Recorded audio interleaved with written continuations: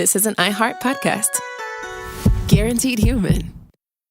Support for the show comes from Public, the investing platform for those who take it seriously. On Public, you can build a multi-asset portfolio of stocks, bonds, options, crypto, and now generated assets, which allow you to turn any idea into an investable index with AI. It all starts with your prompt. From renewable energy companies with high free cash flow to semiconductor suppliers growing revenue over 20% year over year, you can literally type any prompt and put the AI to work. It screens thousands of stocks, builds a one-of-a-kind index, and lets you backtest it against the S&P 500. Then you can invest in a few clicks. Generated assets are like ETFs with infinite possibilities, completely customizable and based on your thesis, not someone else's. Go to public.com/podcast and earn an uncapped 1% bonus when you transfer your portfolio. That's public.com/podcast. Paid for by Public Investing. Brokerage services by Open to the Public Investing Inc. Member FINRA and SIPC. Advisory services by Public Advisors LLC, SEC registered advisor. Generated assets is an interactive analysis tool. Output is for informational purposes only and is not an investment recommendation or advice. Complete disclosures available at public.com/disclosures.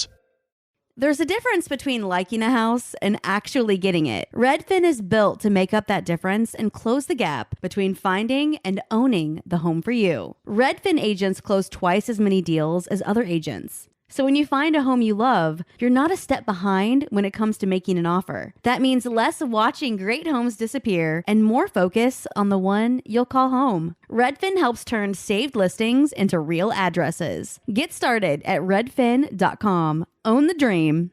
Do you want to find a stress-free way to buy your next car? Start at CarMax and shop your way. And if you want to browse with confidence, get pre-qualified online with no impact on your credit score and shop cars within your budget. From luxury cars to family rides, CarMax has options for almost every price range, including more than 25,000 cars priced under $25,000. So hey, want to get started? Just head to CarMax.com for details and get pre-qualified today. Want to drive? CarMax. What's apparently shockingly well hung? My young male lead from the movie Spy Kids, but now he's in his like 30s, so it's fine. He's a father. Is that a good intro, Sophie? Is that a good intro? Yeah, you spent 10 minutes before the episode talking to me about the fact that the Spy Kids kid grew up to marry Meghan Trainor and have a huge wang. Well, and now everybody's got to know about it. I was discussing how, for some reason, and Ian, who is also here, hi Ian Johnson, that we get on Twitter, we get this like @PopCrave account that neither of us follow. Everything I know about K-pop comes from Twitter, believing that I am incredibly interested in K-pop. Well, no, I'm just saying. Be incredibly interested in K-pop. Twitter picks things for you to be interested in. That's just the way it works. Well, can I just? I feel like I owe it to the listeners to read this update. To talk about this former child, Sophie, former child. So first off, problematic. Okay, so Spy Kid. Okay, so I'm not even okay. Meghan Trainor causes chatter online after discussing her painful sex with big boy husband Daryl. I don't care. He's the Spy Kid. Okay, I was joking about it being. She can't walk after. I'm going to read the whole fucking thing. Thank you very much. Good that she Lord. Can't walk after sex. It's to the point where I'm like, is it all in? And he's like, just the tip. And I'm like, I can't do anymore, and I don't know how to fix that. Why? They think that's what you want to see, Sophie. That's what Elon thinks you want to see. That's what Elon thinks of me, because honestly, I feel bullied. Like this is the first time that I have not been cripplingly depressed in weeks. So you're thank welcome. you. You're welcome. No, this really, I was right on the edge there, Sophie. I was right on the edge. Well, but I'm glad you're back. Learning about this former child's massive meat wagon has pulled me through. It's my Prozac. Well, hearing I just about felt like these the people I was formerly unaware of and their sexcapades. That's fair. They're also the couple that has 2 toilets in their bathroom so they can shit next to each other. Which, all of this is fine. Well, no, it's not. But all of this is fine. But like, why do I have to know about it? Why does Ian have to know about it? And why do all of our listeners have to know about it? And I'll tell you all why. of our listeners have to know about it because you would not stop telling me about it at the start of this episode. I thought they deserved a little bit of a ha before we got into this episode. What are we talking about, Robert Evans? Well, earlier this year, right at the start of this year, we did a 4-parter on Mr. Andrew Tate because I thought people needed to know more about him. There wasn't at that point really any kind of comprehensive profile on him, look at his life, you know, kind of covering the whole sweep of everything he'd done and how he got to be so influential. You know, and I decided that enough has happened in the months since then that it was time for an Andrew Tate. Wow. Chris, please insert some snaps for Robert. Snaps for Robert. Please insert some snapping noise and some like little applause, but not too loud of applause, just like a little applause. No. Find me like a standing ovation clip from the VMAs or something. Throw that in there, like 3 solid minutes. You know what? Let's bring it back. Find applause for Meghan Trainor performing at the VMAs. There you go. Honey. Make it all connect. So at the time we covered Monsignor Tate, he was still locked up in a Romanian jail. There was not a whole lot of good info about his early life and rise to prominence. So I had to do a lot of digging to fill in holes since there just wasn't as much out there as there is now. And what there was out there was not conveniently located in articles. It was scattered throughout literally hundreds of different video clips on multiple different websites. Now, in the months since, Andrew has, number one, been released to house arrest. He's gone through, obviously, during the time he was in jail. He had a bit of a jailhouse odyssey of his own, which we'll talk about. And he's also attracted a huge amount of reporting resources from outlets like Rolling Stone and the recently deceased BuzzFeed News. This has provided us with a lot more context about his early life, about kind of his rise to prominence, about, you know, a couple of small mysteries that we had during the initial episodes we did. In addition to that, some of our own fans, or at least one of our own fans, has done some digging on the subreddit, and they found some clips from some of Tate's videos that provided some additional context on his backstory.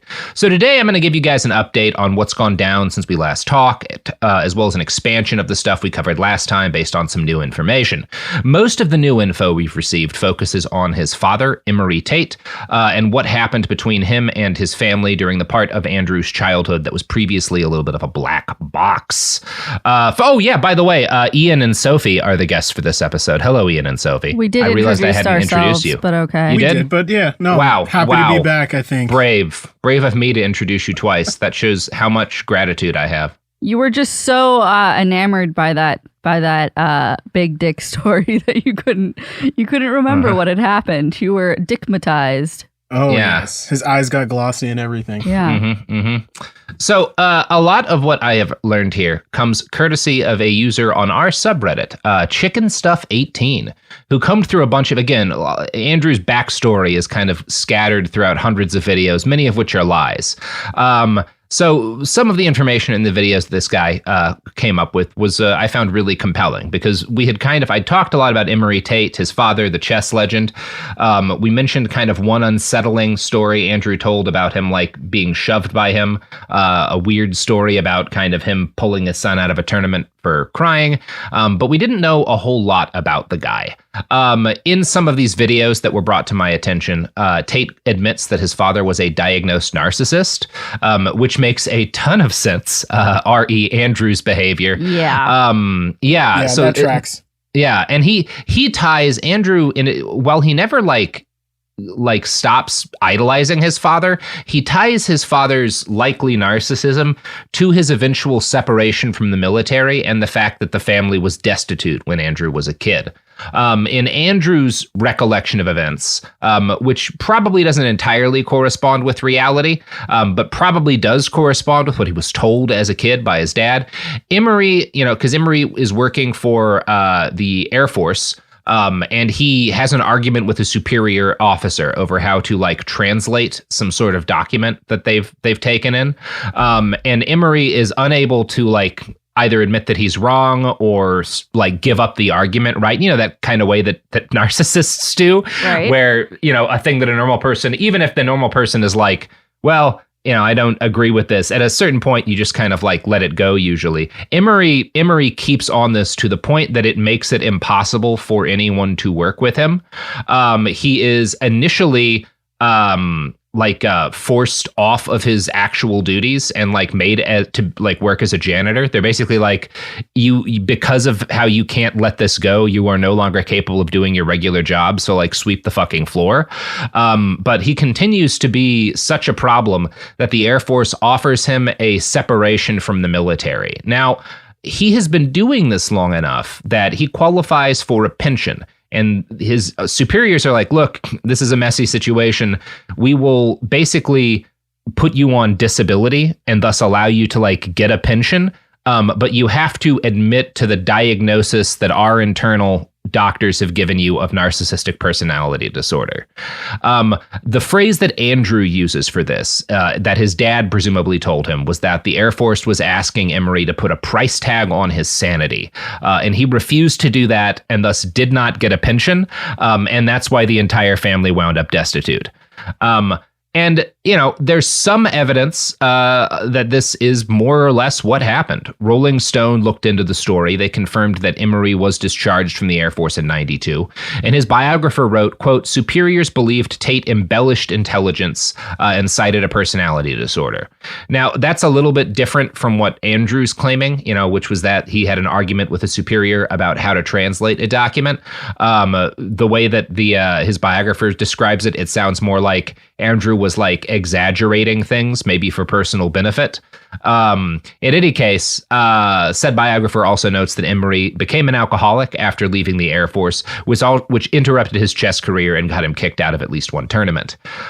Despite all of this, Andrew continues to idolize his father, portraying his refusal to acknowledge his diagnosis or accept this pension as an act of courage. And I want to play you a clip of him talking about this from an interview he did with a guy named Patrick Bet David, who I don't really totally know how to describe Patrick. He's like kind of in the weirdo right-wing grindsteady communities. Which guy is he in this video? He's the dude in the back. He's the dude in the back in the blue jacket? Yeah, and he's interesting because I don't know. I assume one of his cronies. Yeah, Patrick did famously an interview with Alex Jones kind of early in Alex's legal troubles. That's actually not bad. It's one of like the better early like kind of adversarial interviews with Alex. But anyway, here's Andrew talking about his father to Patrick Bet David. But anyway, when they discharged him, they said he had narcissistic personality disorder. And the reason he said he had that is because he refused to listen to one of his commanders. I don't know the exact story, so I don't want to say it on tape, but he refused to listen to one of his commanders about a recording on a tape. And my father was arguing with him about the translation of a certain word. My father believed it was slang for something else. Superior believed it was something else. They got into a personal beef. It developed over months and months and months of arguments about translations. And eventually, my dad ended up being told to sweep outside for 8 hours a day. And then I got to the point where my father got discharged. So when they discharged him, they diagnosed him with narcissistic personality disorder because they said he wouldn't listen. And they offered him this military pension, and he refused it. He said, my sanity is not for sale. Huh. And I know that line because my mother used to scream all the time when we were broke in the house. You could have had money, Emery. My sanity's not for sale. Because we went broke. Because now we went broke. Now we went broke, right? So I remember them arguing, Emery, we could have had money. Now we're broke.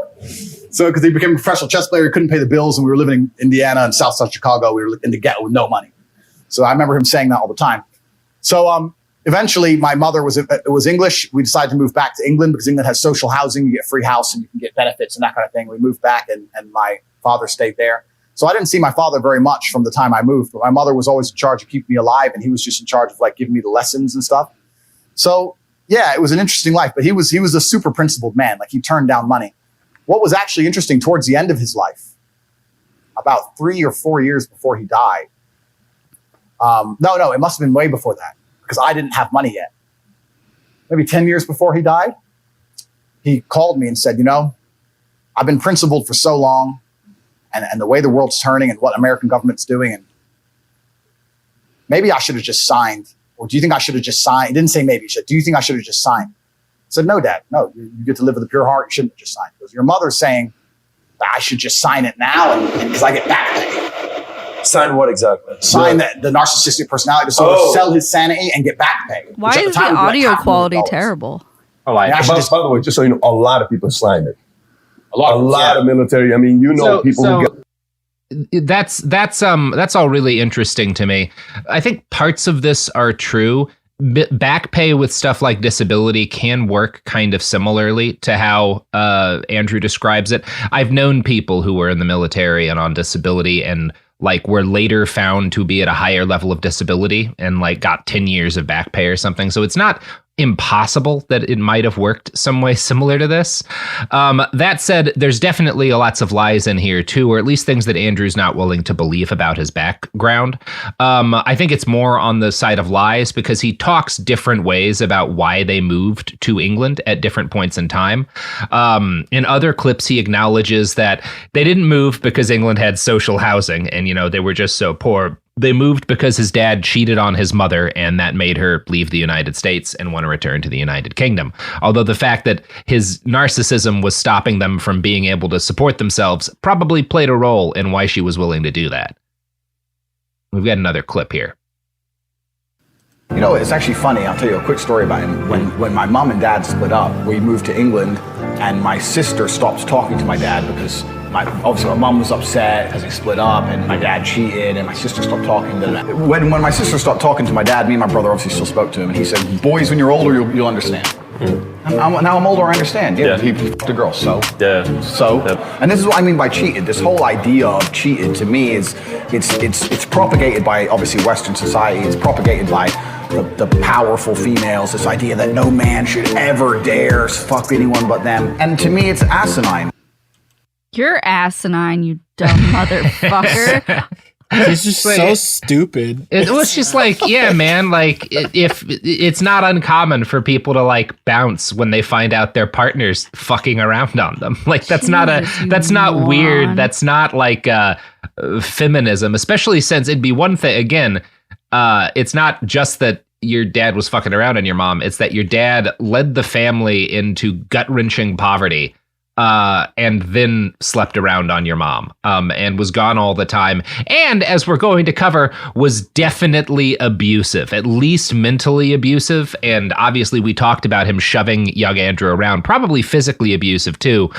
Here's a clip where Andrew talks about some of the pretty profound mental abuse that Emery subjected his children to. I remember going home to my dad and saying, "Hey, Dad, can I have a nightlight?" He's like, "No." It's like, "But I'm scared of the dark." And I remember he was playing chess. When I said I was scared of the dark, he looked at me. It was nighttime. He took my ass up to my bedroom, locked me in the bedroom in the dark, said, "There's monsters in there, son. Good luck. See you tomorrow." I screamed and cried all night. I must have screamed and cried for an hour and a half before I eventually fell asleep. Guess what? I never asked for a nightlight again. I never complained again. And guess what? I stopped being scared of the dark. Oh my God, brave. Wow, yeah. So brave. Fuck. The stories he uses are like, they're just supposed to be universal. You know what I mean? Like, yeah, a lot of kids are afraid of the dark.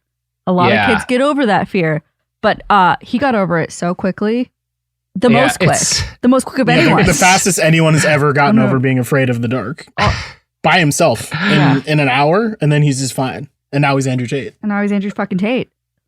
It is so funny. It's not funny that like his dad locked him in a closet. No. It's but it is didn't funny. Give him a nightlight and told him to go to bed and shut up. It is funny that he talked about it. That's what's funny. It's funny that he talked about it as like, isn't this awesome? This is like my fucking badass martial arts origin story. Like my dad locking me in a closet. Probably, given what else we know about Emery, he was drunk and didn't want to deal with his son.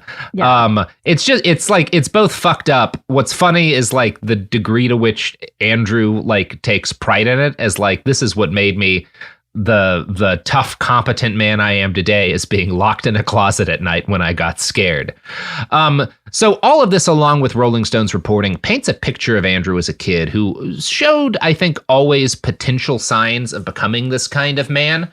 Although he might not have been sort of destined to go down. I don't think he was destined to go down the path that he did. Some of the conversations that Rolling Stone had with people who knew the Tates as kids when they were in the US describe very young Andrew as a thoughtful and pretty well-behaved kid. One of the anecdotes I heard about him that stuck out is that during family dinners, he had a lot of like younger relatives, cousins and stuff.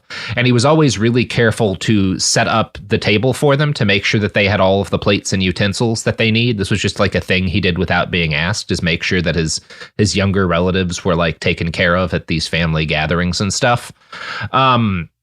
That said, there was always, again, he's Emery Tate's kid. There was always sort of signs of the kind of man that he did eventually become. From Rolling Stone, quote, "Those who knew Tate as a young man say they saw glimpses of misogynistic braggadocio and a need for attention, though they never imagined it would reach this point. If this Tate is a caricature, then it's one rooted in truth and morphed out of control. The character he's created is based on what he thinks masculinity should be," a source who knew Tate as a young man says. "And this is the sad thing about it. He has been playing this character for so long that he has actually become worse than the character he portrays." And I think kind of the basis of his character is the way his dad portrayed himself. That's the impression that I get, to quote from a great band. I don't know, like that's all kind of interesting to me. I would say so.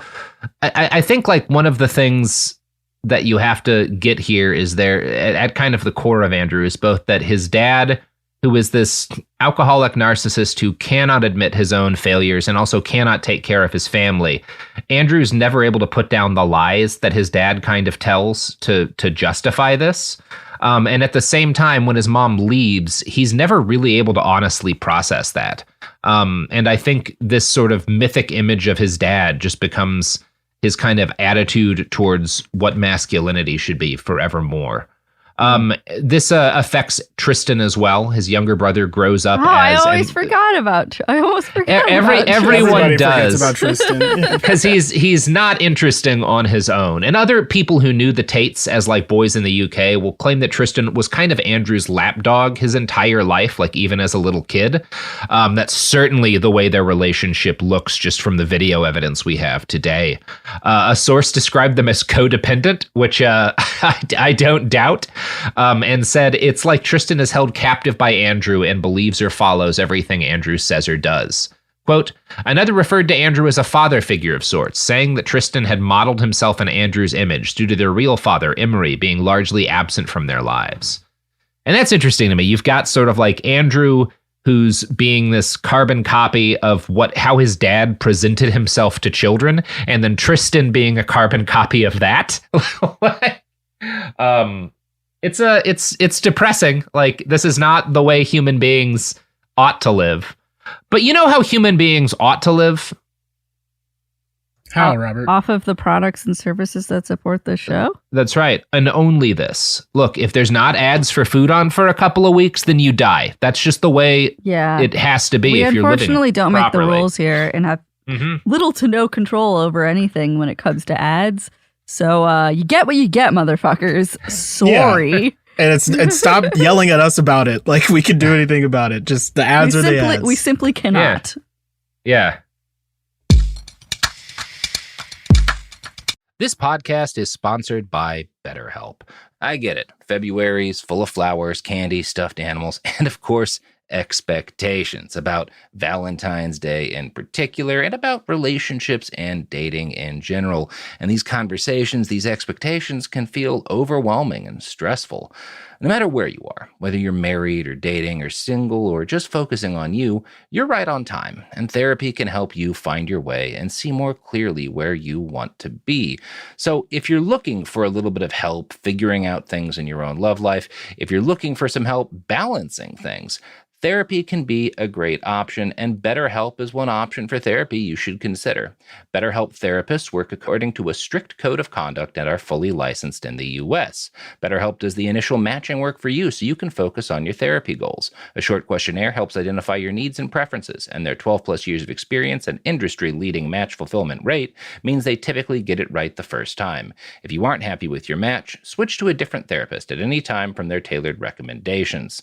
BetterHelp is the world's largest online therapy platform, having served over 6 million people globally with an average rating of 4.9 out of 5 for a live session based on over 1.7 million client reviews. So sign up today and get 10% off at betterhelp.com/behind. That's betterhelp.com/behind.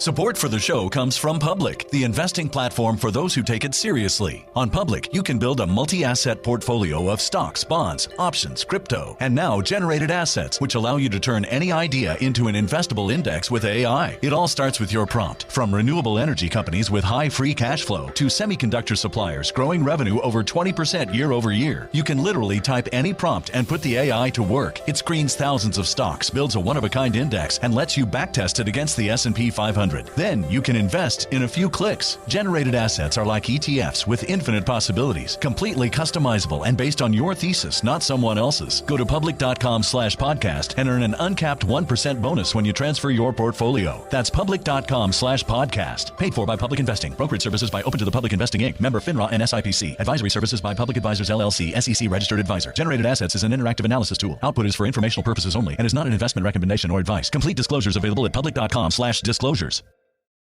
Hey, this is U.S. Olympic gold medalist Tara Davis-Woodhull. And I'm U.S. Paralympic gold medalist Hunter Woodhull. As athletes, our lives are about having a clear path. And a team that you can absolutely trust. So when it came to getting the best mortgage, we chose PennyMac. PennyMac is proud to be the official mortgage provider of Team USA and you. Learn more at pennymac.com. PennyMac Loan Services, LLC, Equal Housing Lender, NMLS ID 35953. Licensed by the Department of Financial Protection and Innovation under the California Residential Mortgage Lending Act. Conditions and restrictions may apply.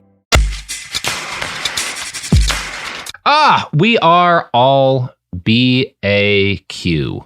So, additional reporting has also given us new details about the Tate's life in the UK, the Tate's lives in the UK's. Tate has claimed numerous times. What are you doing? What? Grammar, Sophie. I'm doing a grammar. You're doing a grammar? Okay. I love this show. Yeah. I'm doing a grammar. All right, Sophie. Well, I'm doing a that's not grammatically correct. Well, then you can take that up on the Grammar Pod launching next month, where I mainly inform people about how they can attorneys general other job titles. So let's talk about the Tates in the UK. Andrew has claimed numerous times that he was bullied for being an American and mixed race. Some sources agreed that he seemed not to fit in and that this may have contributed to him feeling the need to prove himself. That does seem extremely likely. Oh, yeah. I mean, just simply experiencing racism as a not white kid in the UK. For sure. Yeah. Like I have no doubt that was a part of his childhood. No arguments here about that. Yeah. Andrew also, though, seems to have exaggerated the degree to which he and his brother kind of financially struggled in their early days.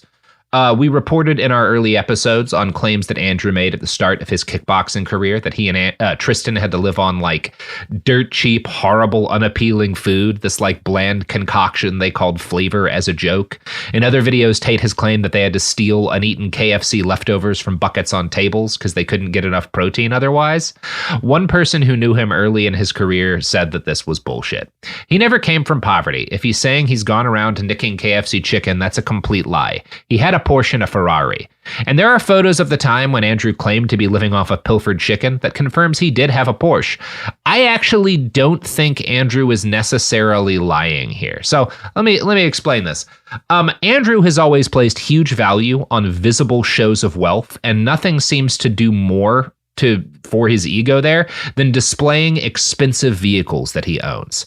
I can imagine him early in his sports career getting a big prize after winning, a competition. Some of them were like $100,000. And that's a lot of money. But given the nature of his business, it's also the kind of thing you maybe get one of those every year or even every like 2 years. So, most people would like you have to be kind of careful with that. I don't have trouble seeing him blowing most of a year's living cash on a car that he can show off with and then scrounging for the basics of survival everywhere else. Right. Like that, or that like actually, renting a car to like take some photos or something and then taking it back or something like that. Yeah. It's all about appearances. Like that's not too far fetched. Yeah. I think that he might not be lying about that.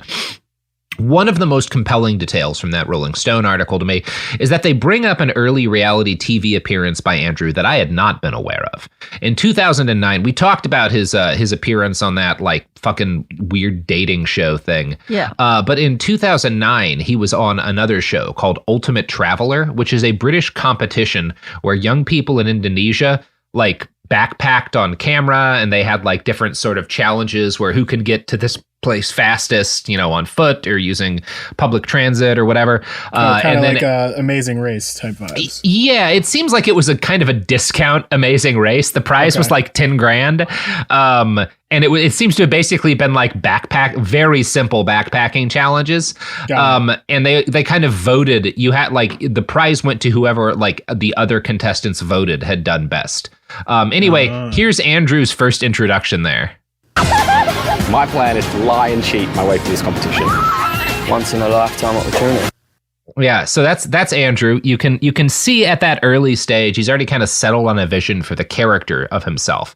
He's the bad guy who gets results. He's not constrained by the ethics of lesser men. He'll lie and he'll cheat. But there's also this kind of like necessary humility he has to show because he's trying to break into TV. This is a show where like everyone on it is like an inexperienced traveler, which is a little more vulnerability than he would admit to kind of in the present day. Here's a clip of him from that show that's a bit longer. 21-year-old Anglo-American Andrew Tate is a straight-talking entrepreneur with his own advertising company in Luton. I'm very mentally strong. If I want to achieve something, I will achieve it because I've never been in a situation in my life so far in my 21 years where I really wanted something and didn't get it. I'm not sure what my fellow travelers will be like. The worst kind of people would either be two-faced people, which is undoubtedly going to happen at some point during this trip. People who seek attention and anyone who thinks they're exceptionally smart or exceptionally physically capable and they have nothing to back it up. It's going to quickly get on my nerves. He just described himself. Yeah, it is. It is funny that he just described himself. Oh my god. Yeah, that's. I don't really want to like comment on his appearance or anything, but he does look like he looks like a Slim Jim. He does look like a Slim Jim, Sophie. Yes, because he looks like you would snap into him, right? Yeah. Yes. Yes, and I do mean that in a sexual way. Never mind. I was like, I did not, but okay. Yeah, Good to know. I'm just saying he had more twink energy in this era than he does today. He looks like a Slim Jim. Yeah, like a Slim Jim. So one person Rolling Stone interviewed described his overall attitude on the show as desperate, specifically desperate to be seen as the baddie. He's not as good at portraying himself that way as he will eventually become. Quote, "This was not the impression that several people who worked in the show had of Tate. One source close to the production described him as hypersensitive, recalling an incident where he, during a bandana making challenge, blew up at another contestant who gently mocked him for getting paint everywhere. He seemed a little bit insecure, to be honest with you, they say. He just wanted to fit in. Contrary to his extremely libidinous, womanizing persona, Tate did not seem like a ladies' man and was rarely seen in the company of women," another source close to his reality TV career says. "I don't think he's a guy who likes being around women, if that makes sense," they say. It sure does. Mm-hmm.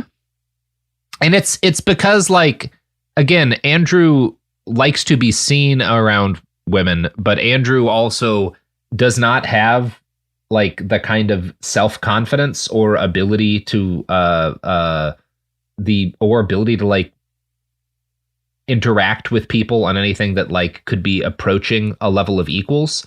Like he cannot be around women who are not there because they need something from him, right? Well, because they're vulnerable to him. Well, Robert, he was the first kid to be the quickest to be no longer afraid of the dark. So that's true. Get on his level, ladies. Yeah, ladies, this guy, not afraid of the dark. Yeah. No, yeah, he just like seems like the kind of guy who like wants to be seen with women all the time, but he hates women. So of course he like can't like have a meaningful conversation with anyone or actually have to interact with them. He just wants to be seen with beautiful women, but he hates women. Like, yeah. Yeah. He definitely like, he's also afraid of them though, right? We'll talk about this a little bit later.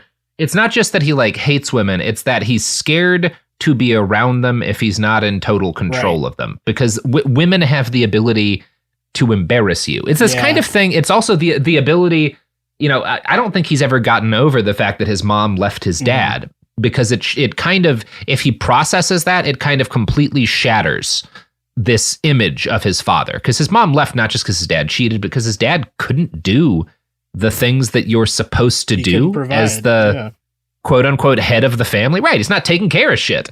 And so like that, like, it's the same. We're seeing Steven Crowder, who's is now much less of, but was a very big right-wing personality, has just, there's this ongoing blow up in the Daily Wire kind of far right sphere where all of his former friends are like rolling on him. But one of the things that's come out is that his wife is divorcing him. And he went on a long rant about how this is only possible because the state of Texas allows one-party divorces, right?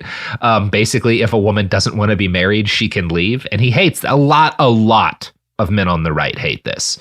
And Andrew hates this because, among other things, it means that like they have the freedom to embarrass you, is the way he's seeing it. I'm not saying people should be embarrassed. Like, marriages don't work out. That's fine. That's life. But that's how he sees it, right? That's actually so funny. It's really fun. I mean, yeah, it is funny. It is funny because he's a piece of shit. It is funny because he's a piece of shit. Also, embarrassing men is a great hobby, and I encourage it to many. It's critical stuff. So, it's kind of worth noting that like his initial life goal, right? He's martial arts. I do think he never really saw martial arts as much but a stepping stone. Maybe there was a point at which he thought he could be like a big celebrity through it, but it became pretty clear early on he does not have the kind of charisma that was going to make that possible. He's also not good enough at working with people, I think. Sure. Like, look at a guy, fucking Dave Bautista, right, who comes out of the MMA world and became a great actor, famously good at working with people. I think that's generally the case with those folks. Andrew's just like he's an asshole. He's a giant asshole. And like he wasn't good enough to be, he like wasn't a Conor good enough McGregor either. type villain, exactly. Where like that's just not happening. Yeah, you can get away with being the giant piece of shit if you're a fucking goat, back it up, right? Yeah. But he just isn't. He's not like a Mike Tyson, right? Mike Tyson could get away with some shit because he was very good at punching people. Certainly. Andrew Tate's just kind of mid at punching people. So before settling on social media and, kind of being a weird online Discord cult leader, his first clear goal was to become big on reality TV and then parlay that celebrity into a larger career. He decided the best way to do this was being seen as aggressive and dangerous, which is also funny because, like, I think about two of the three of really the biggest kind of people to come out of combat sort of sport type dealies and go into acting in the recent past. And like, obviously two of them are, pro wrestling, which is very different from MMA, but like, you look at Dave Bautista, you look at The Rock, you look at, what's his name? The guy in Peacemaker. Oh, John Cena. Cena. But, John Cena's like his own kind of thing, but yeah. It is interesting to me. His attitude is like, well, if I want to break in as a big celebrity, people have to see me as the dangerous asshole. Well, like all of the big celebrities that came in through like fighting kind of media are like famous for being really pleasant people. Universally like that's beloved. A huge part of their brand is them being John nice. Cena's right? done like the most Make-A-Wishes of all time and like is generally just like the chillest dude. Of course people love him. It's interesting like how kind of out of the zeitgeist he is. There was a time, look, you can look at like Steven Seagal, right, who also comes out of kind of fighting sports, right, and who's famously a giant asshole and a psychopath and a rapist. A lot like Andrew Tate, but that was a really different era, right? By the time Andrew was trying to break into stardom, we in the West have decided that when we make a big fighting guy into a celebrity, we want him to be like a friendly giant as opposed to a crazy asshole. That's just where we are now. You can take what you will from that. Anyway, I found a story about Andrew in one of these articles that I think says a lot, like kind of reinforces the point we were making about how he feels, his awkwardness around women. There's a story in the Rolling Stone report about a woman who visited him and Tristan in their home for a party in like 2009 and described him very differently from how he's usually described. She said it was a really good time at first. Andrew is hanging out with her and her friends. He gives her like a boxing lesson. She's having a lot of fun with him. him. But he's also kind of like a weird guy. She noted that he was like, there wasn't like much interesting or creative about him. Like he knew how to fight, but he didn't really have much to talk about. And he kept kind of like going over the same lines, talking about his Porsche, talking about his championship belts. And after a while, they decided to like, this is the UK, take the piss out of him a little bit, right? So she and a friend do a photo shoot in front of his Porsche with like posing with his championship belts and they dressed his punching bag in girls' clothes, right? They were like fucking around with him a little bit, and they posted this shit on Facebook, and he blows up like what sounds like a very scary like rage episode. He's cursing at them, calling them bitches. You get the feeling he's kind of at least being physically threatening, although they certainly don't say that he like attacked them. But like, so they leave and they never see him again. But it's one of those things where like, he's kind of the instant he's laughed at, like that just absolutely destroys any kind of self-control he has. The mere fact of a woman laughing at him is the thing that like devastates this man. I don't know, says a lot. Well, so many women have laughed at him since, so sucks to suck.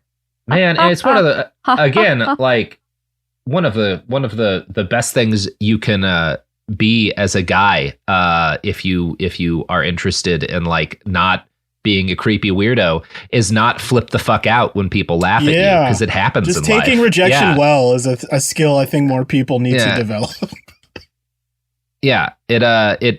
It really deeply unsettles people when like you do something silly and they laugh at you and then you act like a psychopath. Like that makes people think that you might murder them. It's generally not fun to be around those kind of people. Yeah, it's we live in the society we live in. You should put a lot of focus into being someone who doesn't give off "I might murder you" vibes. It's important. It's a good rule of thumb. Yeah, a good rule of thumb. Don't seem like you might murder people. They don't like that. But Andrew's whole ego is like wrapped up in seeming like a person who might murder you. Right. Bad way to make friends, in my opinion, Andrew. So I think a thing I didn't get across well in my earlier episodes was this kind of added context, which I think what it makes undeniable is this vast emptiness at the center of Andrew, right? Like that's what these two girls claim, is that like, they think it might be fun to hang out with him at first, but there's just nothing there. All he's got to talk about, all he's got within him is these kind of visual signifiers, these belts and this car of success, but there's like nothing. He's not about there's anything. No substance there. There's no substance. Now we get some different stories from girls who knew him when he was younger about like how he got rich. His earlier girlfriend, a woman named Svet, who a couple of news agencies have talked to, says that he got rich not from manipulating girls into camming, but via kickboxing and crypto. That may have been a lie that he told her to disguise that he had earned his money via camming. It's a little unclear to me, but I'm going to quote again here.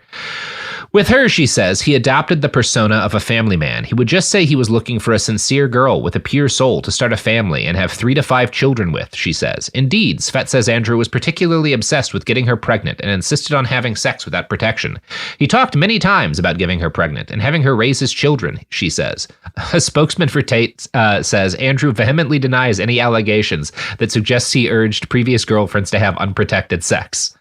So that's, I feel like we have to put that in there for legal cases, but it is like interesting to me. All of this context, I think, fills him out and makes him a sadder example of a person. Yeah. It seems like his decision to become an influencer and effectively create a cult around the image of himself as a business guru and philosopher came after he was kicked off of Big Brother as a result of the rape allegations against him. We can pretty definitely say that he exaggerated his claims of wealth at varying points in various videos. Tate claimed to be worth $700 million and sometimes to be the world's first trillionaire. Romanian police were able to confiscate about $4 million worth of assets. Now, I don't doubt that he had more than that, obviously. It's not hard to hide stuff, but I don't think it was anywhere close to 700 million, let alone $1 trillion. Now, His former girlfriend also notes that he regularly claimed to be on a tight budget, perhaps due to all the money he had to spend on the fancy cars and the Rolexes and other signifiers of wealth. Whatever the truth, the source of most of his money grew to be subscriptions to his various online schools and the War Room, a series of private Discord rooms for people he described as his insiders, aka anyone with $5,000 they were willing to give to Andrew Tate. In videos I watched, he tries to portray the War Room as like the new Illuminati. You know, these are the most influential men you've never heard of. They could get me out of any bad situation I got into. If I get into a problem in any country, they can pull me out of it right away. You know, I have connections everywhere. They'll take vengeance on my enemies for me. Leaked chat logs from the War Room reveal more pedestrian realities. There's a video of a guy who enrolled in the War Room and presumably spent all that money and did a vlog review of his time there. And he describes what the organization teaches as telling members how to become a, quote, pimping guy who looks down on women, uses them and abuses them and manipulates them to get what he wants. He provides a screen grab of a member of the War Room telling other people how to coerce their partners on camera, to like have sex on camera. Like it's that sort of stuff. Like it's not, you know, these James Bond types all talking about how to manipulate the stock market. It's guys being like, here's weird mouth breathers. How to sexually assault a woman and profit from it, right? That's Here's how to be a predator and go. Yeah. Like, ew. Also, guess who was a member of the War? I guess still is a member of the War. Tell us! I'm so excited! I'm so excited. Jacob Wohl. Oh, that's incredible! Oh God! Yeah, the internet's favorite idiot boy, whose only backstory. Again, Andrew's he talks about these people like they're fucking captains of industry and like former spies. Jacob Wohl's entire career is repeatedly failing at obvious political scams and then getting sued like nearly into destitution for attempting and failing to manipulate an election with a series of robocalls. Yeah. Like great catch, getting kid grifter. Like getting the guy who in like 5 different videos posed with the same cigar. People proved it was the same cigar by looking at markings on the wrapping, because he doesn't actually smoke them. He just wanted to be seen holding it. And he didn't have the money to buy more than one. It's all so about cute. Appearances with these guys. It's all about appearances. And that's the thing with all these fucking guys. For whatever reason, cigars are a big part of it. I'll say this for Andrew. Like, I am a guy who smokes cigars. Andrew actually does appear to smoke his cigars. Like, he does it enough. Like, he does it like a guy who, like, Steven Crowder does the same thing, and so does Ben Shapiro. And I think they both hate cigars. Like they do not, they are like, they're doing it like it's miserable to them. Like they're kissing a snake. Right. I will say, I think Andrew actually does enjoy that.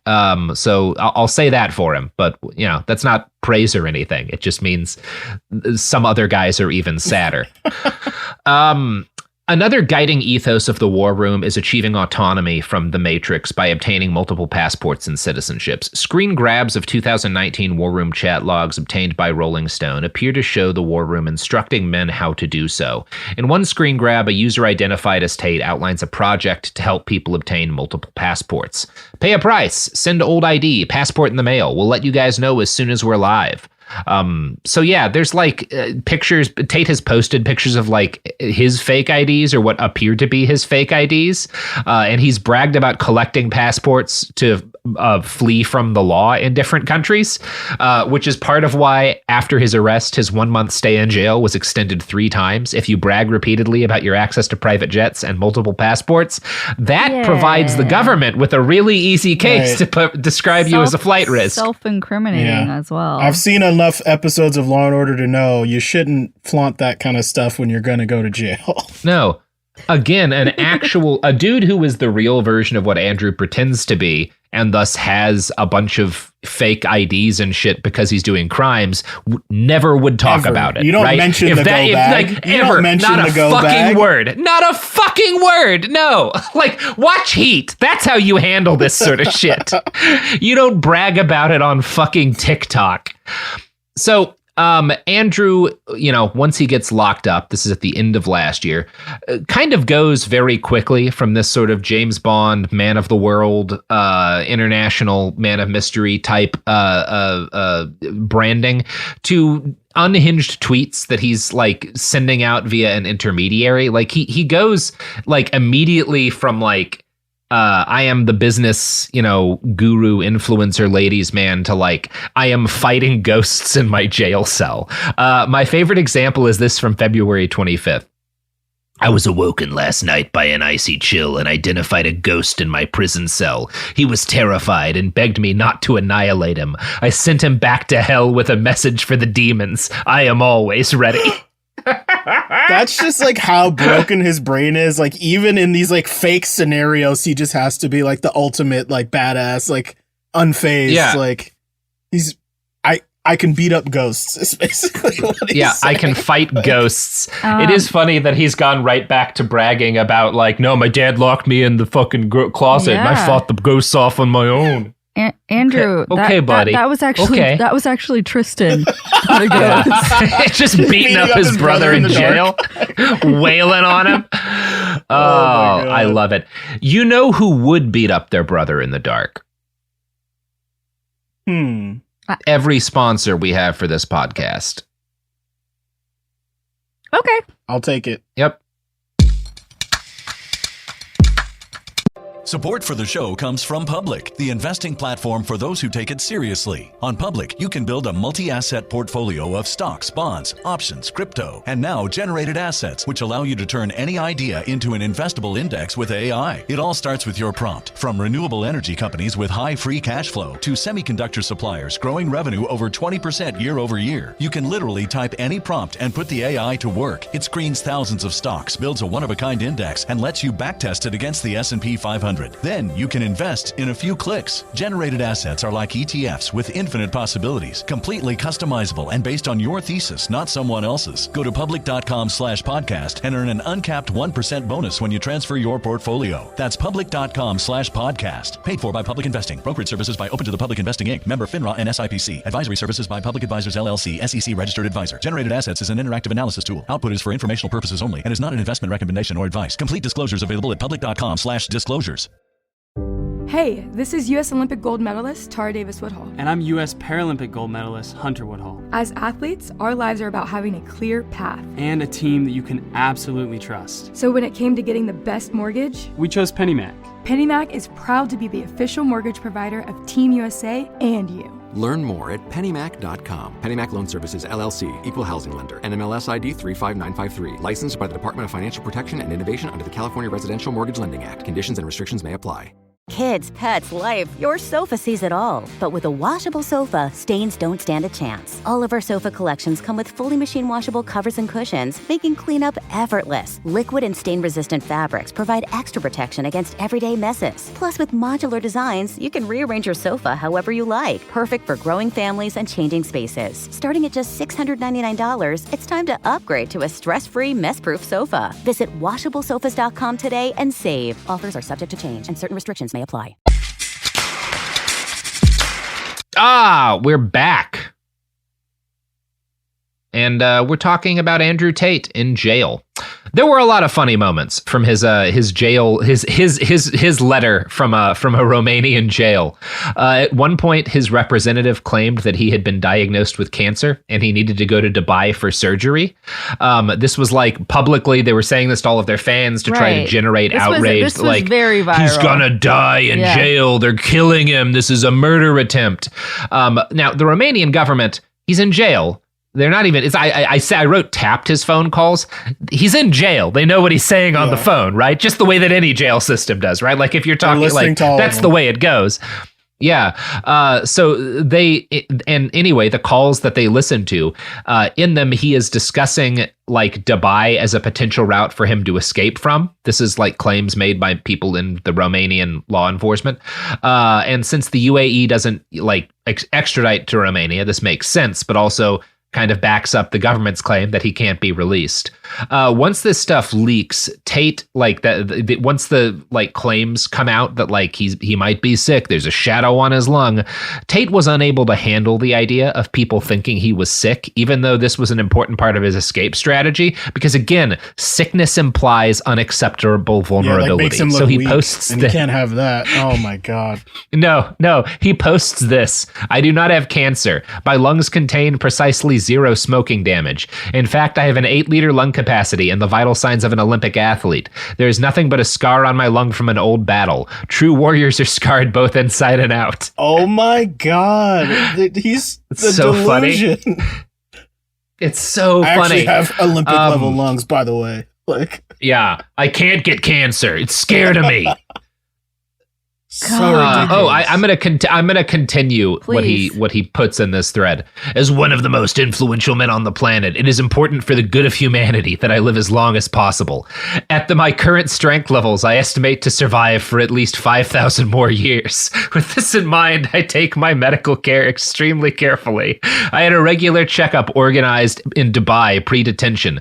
The doctors were extremely interested in the scar on my lung. They do not understand how I survive without treatment. They do not know the secrets of Wudon, but this battle has long passed. He attached this photo in the thread. Sophie? Yin, I'm so sorry that I have to show you this. Lay it on me. Oh, buddy. It's just him doing a high kick and posing in front of a mirror in his gym in his underwear. Oh my God. He's gonna flex the cancer away. And this guy is worried about women laughing at him. Stop being hysterical. He's gonna live to be 5,000, Sophie. Yeah, he's gonna be the emperor of mankind. That's so cool. Women 5,000 years from now will still be laughing at his bitch ass. They'll still be laughing. Yeah. Oh my God. Yeah, they will have evolved beyond gender, and they'll still be laughing at him. The amount of overcompensating. They will be living as like mental energy flying through the ether and laughing at him. For someone with such a fragile ego and who's clearly like really obsessed with like looking powerful and strong, it's just given us so much fodder to make fun of him with. It's like it's so funny. He's doing it to himself. Funny. Mm-hmm. It's true, and that's what really hurts. So, reporting based on sources within the Romanian judicial system suggests that Andrew directed a support campaign and may have intimidated witnesses from inside jail. From an article by BuzzFeed News, RIP. Romanian authorities also said that the Tates have encouraged their army of followers to message at least one alleged victim demanding she retract her accusations. These comments are of a nature to provoke in the victim a state of fear as a result of the threatening tone they have in addressing her, attempting to determine her to change her statements regarding the accused in the case, the judge noted in the February summary. On top of this, in December, a U.S. law firm representing the brothers sent a cease and desist to a woman in Florida. This is the woman who he had been holding against her will, whose mother contacted the FBI, who contacted U.S. authorities to free her, which is what started this whole series of investigations kind of mid last year against Andrew Tate that led to his arrest. So Romanian authorities are at least looking at this as intimidation. Andrew's lawyer, Tina Glandian, number one, has said that her firm had no part in sending this cease and desist. But obviously a lot of the harassment being directed against people who have made accusations against Andrew has occurred in a somewhat decentralized manner. Andrew is stoking it, and he's certainly talking. The Romanian authorities say he is directing his representatives to kind of incite harassment campaigns by his fans. But it's not as simple as just like, oh yeah, somebody paid someone to go do this. He has people who are willing, who once riled up will go and take action. There's evidence that at least one fan attempted to track this woman down in her home in Florida. Thankfully, he did not succeed. But there is ample evidence that other fans have executed far-reaching harassment campaigns on women who have spoken out against him. We talked about Daria Gusa on our last episodes, she was the young Romanian woman who, when she was a child, was contacted by Tate in an attempt at grooming her. Right. She says after talking to the BBC for the article we cited, she received numerous threats, including a guy who found her phone number, texted her, and said that he knew where she went to college and had her class schedule. Jesus Daria Christ. claims that because of this harassment, several of her friends who also had contact with Tate refused to talk about it. Quote, "It's not just the people who work for him. It's that there are basically millions of men out there who really idolize these people and would do anything to protect them and their image. So I think it's completely justifiable that so many girls don't want to speak out." BuzzFeed's reporting also sheds more light on one of the women arrested with the Tates, a former Romanian cop named Radu, who is suspected of using her position to gain illegal access to a classified police database over most of 2022. A judge noted that, quote, it would be impossible for the accused to access the database without support from others, which might be seen to suggest that some Romanian authorities believe a broader conspiracy exists among members of their law enforcement agencies.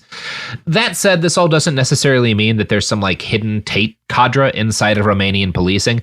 This could, and probably is, I'm going to say this is the most unlikely explanation.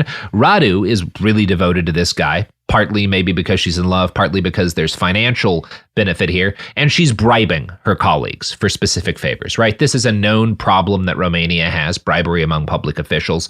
There doesn't have to be like some secret like cadre of Tate supporters within Romanian policing for this to have happened. Radu just needs to have thrown some money around. At any rate, BuzzFeed's reporting suggests that Radu may have helped quash earlier allegations in Romania against Andrew. In addition, prosecutors said they had obtained new information from the police unit local to the Tate compound, suggesting that women had filed multiple complaints of violence, coercion, and abuse against the brothers that predated the current case. These complaints have gone unresolved, giving rise to suspicion of undue influence from Radu. So basically, the thing, he only got in trouble this time. Like, this whole chain of events started because he was allegedly keeping that woman from Florida held against her will, and her family contacted U.S. authorities, and that got the ball rolling on all of this. But there were claims from within Romania and attempts to report to the police earlier that this Romanian cop quashed because she's on Andrew Tate's team. She's profiting from this with him. There are also allegations that prosecutors make that Tate ordered his team to reach out to two right-wing Romanian politicians. Both of these guys are like big gender politics culture war dudes and COVID deniers. One of them is on Ukraine's sanctions list for spreading Russian propaganda. And basically, I mean, here's the quote from Tate to talking to his assistant to telling her what to say to the two politicians. If you take the side of the guys, when they get out of prison, they will make sure you are rewarded for telling the truth. That's what he told his assistant to say to these politicians. Now, to be fair about that, like, both of these right-wing politicians seem to have seen where the wind was blowing, because they did not agree to work with him. And in fact, when asked by local media if they were willing to defend Tate, they said no. So it kind of seems like this was again, part of Tate had this kind of belief that, you know, between my money and my connections, I can make anything happen. But he flew too close to the sun. Like, there's this whole thing blew up too big. So when he reaches out to these guys who normally would have loved to be associated with him, they're like, nah, bro, you fucked up. Like, number one, cops are listening to everything you say. Like, we're not like, fucking with that. Let's start there. Like, number two, you are in a lot of trouble and we don't want to be associated with you. That's not smart. Valid. When you put all this stuff together, it might be seen as somewhat surprising that the brothers were finally released from jail and into house arrest. Reporting does suggest they're under heavy watch there, so they're unable to leave the country with ease. But still, why were they released from jail?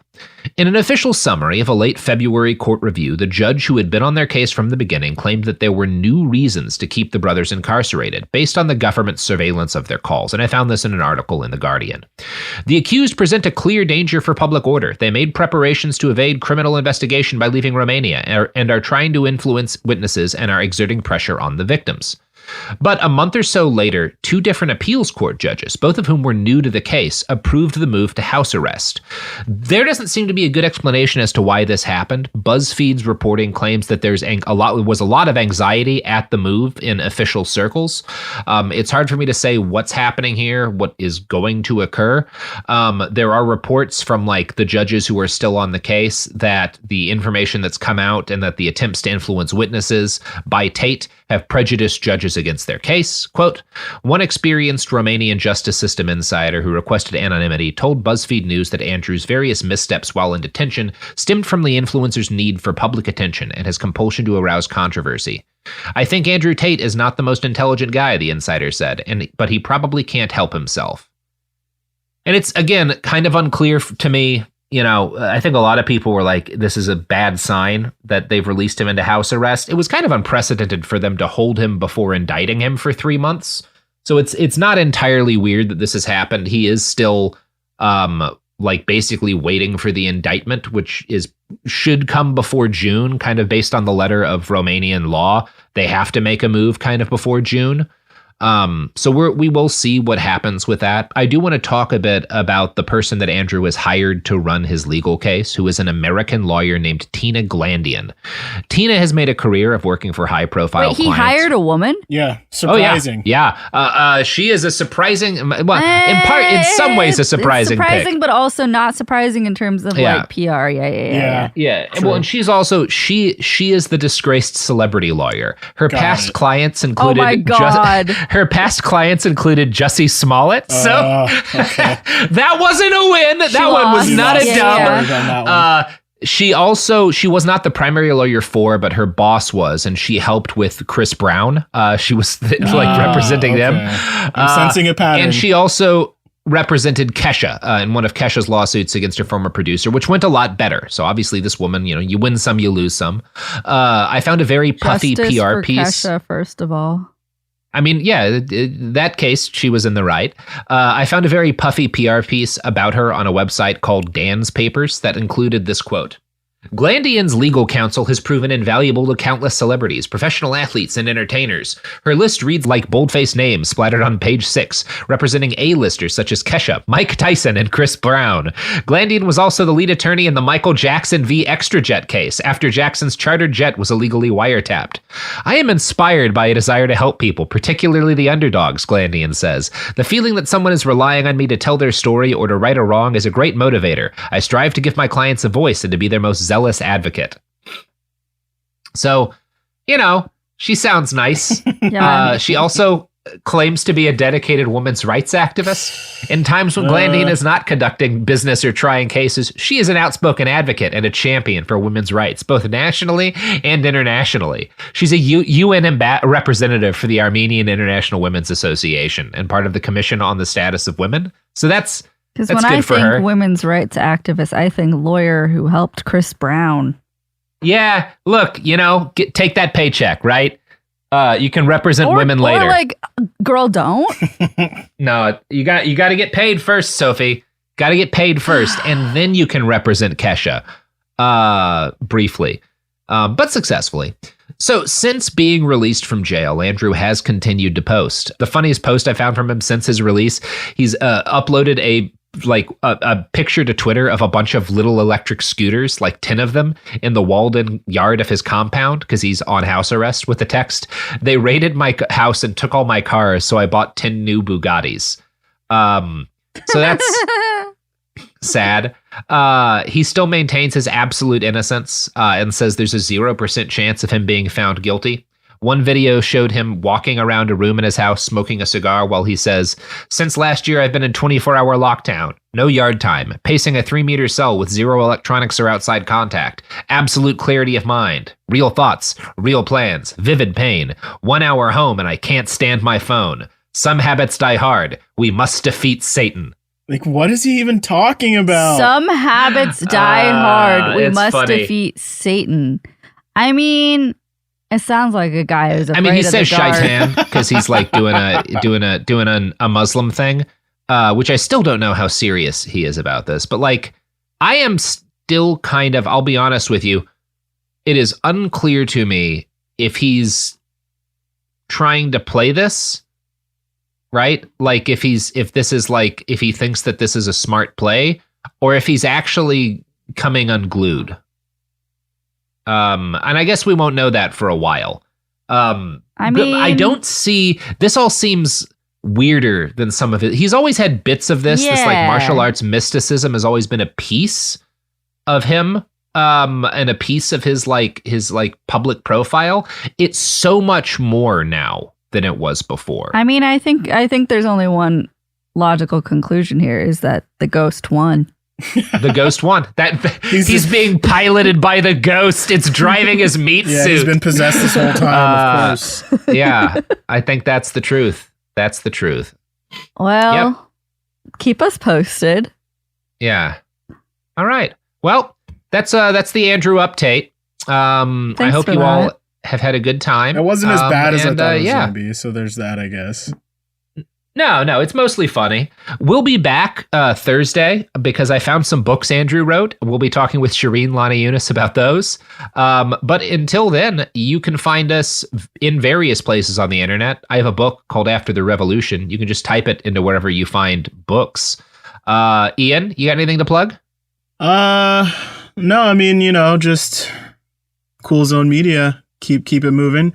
I'm on Twitter and Instagram, Young Hershey, Yung. I don't really tweet or post that much anymore these days, but I'm thinking about trying to get back into it. Maybe the fans will give me some inspiration. So. Oh yeah, posting is always a good idea. Follow Ian, you coward. Yeah, no. Yeah. Maybe you guys will get me back terminally online. So let's do it. Oh, actually, don't follow Ian. That sounds bad. That's the life we want for you. I think you could sue me if I tried to urge you to become online again. Yeah, I think that's fair. like a hostile work environment. That doesn't sound safe. Yeah. Anyway, that's the episode. Go to hell. Bye. I love you. Bye. Behind the Bastards is a production of Cool Zone Media. For more from Cool Zone Media, visit our website, coolzonemedia.com, or check us out on the iHeartRadio app, Apple Podcasts, or wherever you get your podcasts. Life gets messy. Spills, stains, pet accidents, and kid chaos. But with Anabe, cleaning up is easy. Our sofas are fully machine washable, inside and out, so you never have to stress about messes again. Made with liquid and stain-resistant fabrics, that means fewer stains and more peace of mind. Designed for real life, our sofas feature changeable fabric covers, allowing you to refresh your style anytime. Need flexibility? Our modular design lets you rearrange your sofa effortlessly. Perfect for cozy apartments or spacious homes. Plus, they're earth-friendly and built to last. That's why over 200,000 happy customers have made the switch. Upgrade your space today. Sofas start at just $699. Visit washablesofas.com now and bring home a sofa made for life. That's washablesofas.com. Offers are subject to change and certain restrictions may apply. Pro drivers live for race day, but for small business owners, every day is race day. That's why going pro with Lenovo Pro matters. One-on-one advice, IT solutions, and customized hardware powered by Intel Core Ultra processors keep your business on the right track. Business goes pro with Lenovo Pro. Sign up for free at lenovo.com/pro. Lenovo. Flag football is exploding, and iFlag is leading the way. As the Guinness World Record holder, iFlag hosts premier flag football tournaments nationwide for boys, girls, high school girls, and adults. From first-time players to elite competitors, iFlag delivers top-level competition, unforgettable experiences, and a community built around the game. Ready to be part of it? Join the movement. Find your tournament and learn more at iflag.org. That's iflag.org. This is an iHeart podcast. Guaranteed human.